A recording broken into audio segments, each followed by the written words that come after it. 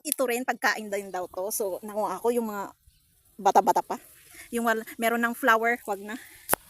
Ayan o. Stir fry natin. Pwede din daw kainin na fresh to. Konti lang. Matikman nga.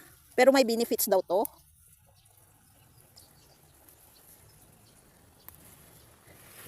Ewan ko ba kung anong pangalan nito. Pa-comment nga kung anong pangalan nito. Sa ibang bansa alam din to eh. Weeds lang sa kanilang bakuran pero kinukuha nila as pagkain.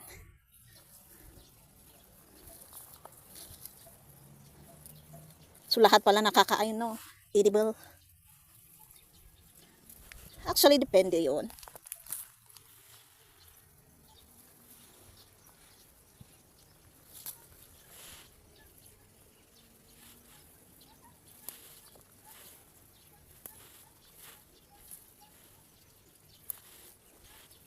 Baka enough na to.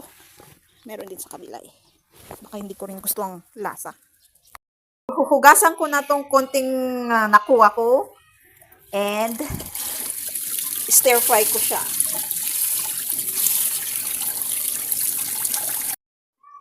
Naisip kong lagyan sana ng sibuyas, bawang, pero wag na. Mas gusto kong matikman yung natural taste niya pag na-stir fry. So yan, ninugasan ko.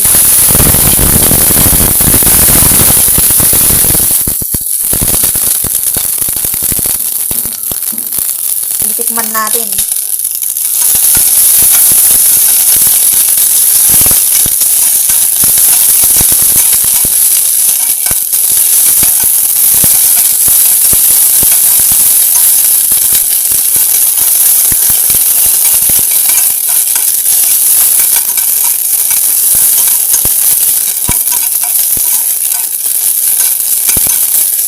Marami daw ano eh, gamot to, antioxidant, tapos cancer, ganun.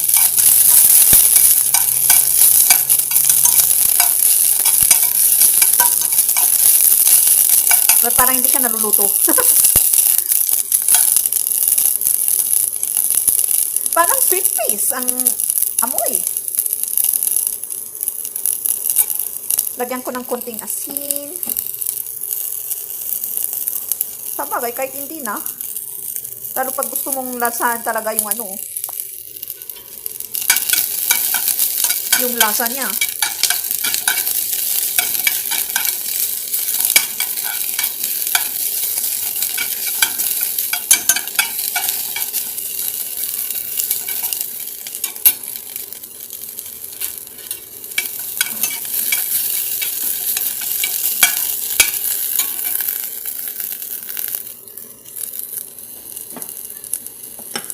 Tikman natin kung maluto siya. Off ko muna yung cam. Time na tayo. So, tingnan nga natin. Init. Amoy sweet paste talaga siya na naluluto. Luto na siya. Actually, pero parang hindi luto eh.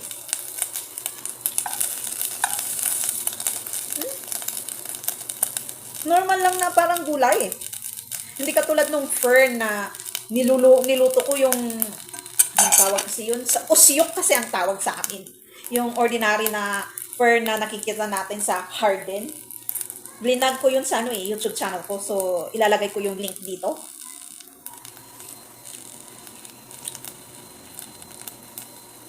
Masarap actually siya.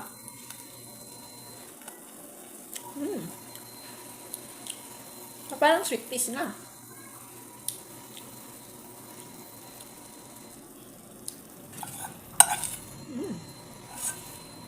Siguro magtatanim na ako ng ganito. Magiging ano na siya.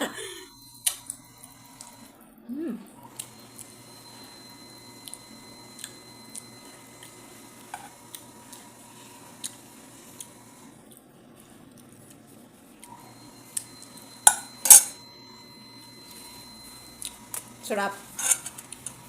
Wala siyang lasang parang ampalaya. Kasi yung fern na sinasabi ko is may lasa siyang ampalaya eh. Parang ampalaya may aftertaste. Next na lulutuin ko is ito.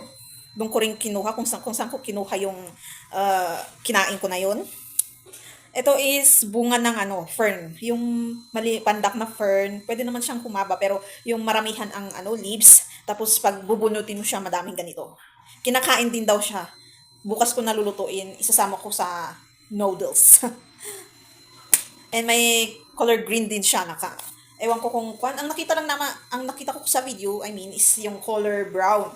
Pero nakita ko meron din kasi siyang color green na may pagka-transparent. So, isasama ko na lang.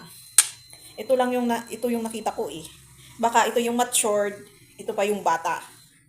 So, ang dami-dami kong nakuha. Isang ganito. Ayan. So, bukas na yan. So, abangan nyo tingnan natin kung anong lasa din.